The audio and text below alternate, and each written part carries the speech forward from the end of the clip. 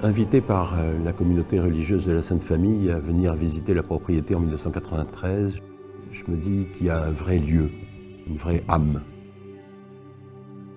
avec cet état d'esprit qu'ont insufflé ces religieuses pendant plus de 150 ans.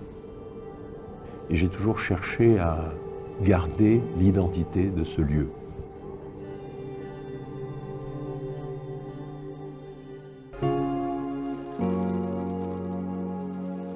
Le terroir du domaine de la Solitude est un terroir assez particulier, proche de la forêt, et donc assez froid. Nous avons la chance de produire 3 vins différents, du rouge, bien sûr, du vin blanc sec, mais également un peu de rosé. Il y a une fraîcheur, notamment dans les blancs, mais également dans les rouges, qui est vraiment très intéressante, particulièrement dans les années chaudes. Donnez-moi un grand fruit et je vous donnerai un grand vin. La base de nos grands vins se situe dans nos fruits issus de nos grands terroirs. Et pour que la terre accepte de révéler cette profondeur, ces millions d'années qui reposent sous ses pieds, il faut qu'elle soit respectée. Et nous avons avancé depuis une bonne quinzaine d'années sur la bio et la biodynamie.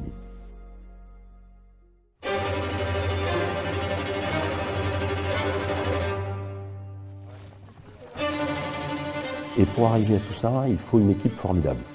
Il faut des hommes engagés, il faut des hommes, des femmes, qui dans leur vie de tous les jours aient envie de partager ces mêmes valeurs.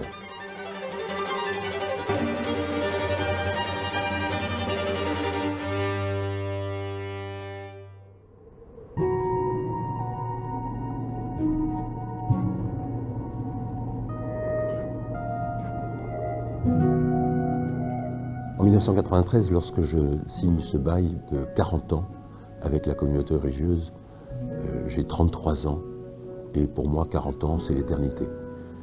Et puis 30 ans plus tard, c'est aujourd'hui, on s'aperçoit que 40 ans c'est pas l'éternité. Pour travailler ces grands terroirs, ces grands vins, il faut du temps long. Et donc il y a quelques années, nous avons re-signé un nouveau bail qui nous amène à 2056. Et là, j'ai de nouveau 40 ans devant moi, et là, je retrouve un peu d'éternité.